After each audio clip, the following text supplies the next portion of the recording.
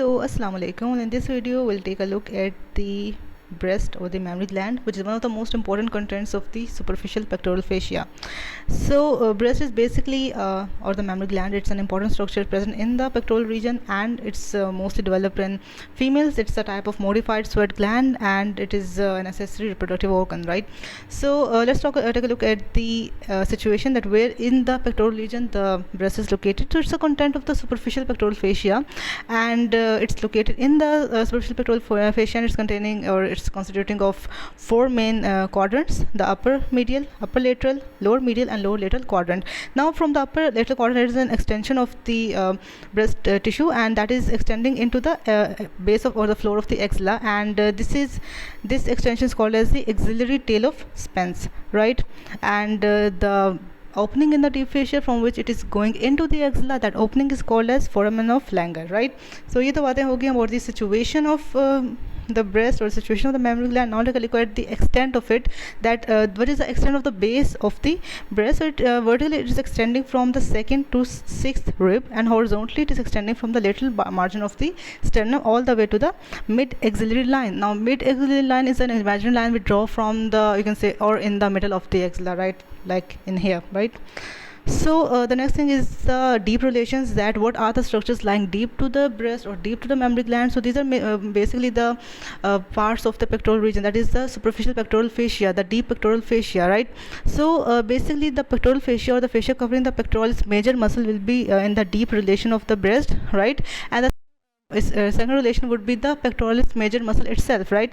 So the pectoral fascia and the pectoralis major muscle are forming the deep relation of the breast. Along with the major muscle, there are two other muscles of the anterior abdominal wall as well, which are the serratus anterior and external oblique muscle of the abdomen, but we haven't studied them yet, so we will get to them eventually. Next we say that the tissue, there's a loose areolar tissue between the pectoral fascia and the breast, and that loose areolar tissue basically forms a retromammary space, which helps in the movement of breast over the pectoralis major muscle, right? The next thing is the structure of breast. So we know that every soft tissue is formed of two main structures, that is the parenchyma and the stroma. Parenchyma is the main bulk of the tissue or organ, right? जिसमें कुछ glands होते हैं, उनकी ducts होती हैं, and the stroma is basically the framework, the fibrofatty framework, जो कि उस stroma, उस parenchyma को support किए हुए होता है, जिसको बाकी skin के structure से attach किए हुए होता है, right? So just like that, even the breast, parenchyma, the stroma, and the skin forming its major parts, right? So the first part of the breast is the skin, which is covering it externally, and the skin is having a conical projection in the middle called as nipple, which is present at the level of fourth intercostal space, 10 centimeter from the midline, right? Now the nipple is constituting of circular and longitudinal spoon muscle fibers, which make the nipple stiffen or flatten it respectively. And there is an opening of 15 to 20 lactiferous ducts, which are basically coming from the lactiferous glands and bringing the milk to the nipple to, you can say, to open these ducts or to the outside, right? So there are some modified sweat and sebaceous glands on the nipple as well, and the nipple is having a very extensive sensory nerve supply.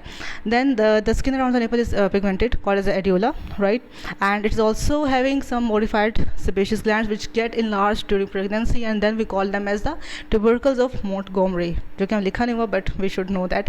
And just deeper to the areola, there are the opening of there is the presence of these lactiferous ducts bringing the milk, and there is a dilatation of those ducts, and we call that dilatation as the lactiferous sinuses, which I will show you just here. So these are the lactiferous sinuses just below the areola, and these are the dilatation of the lactiferous ducts basically, जो कि open हो जाएंगी into the nipple through certain openings.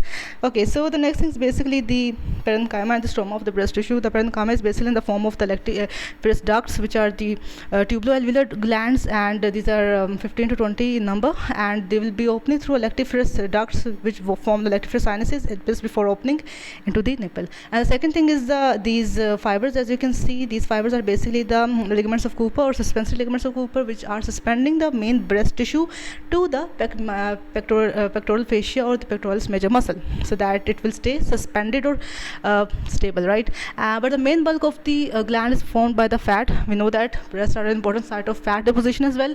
So the main bulk or the main framework is formed by the fat. The second is the suspensory ligaments of Cooper, but the main parenchyma, the main functional unit of the breast, would be the lactiferous ducts and lactiferous glands, right?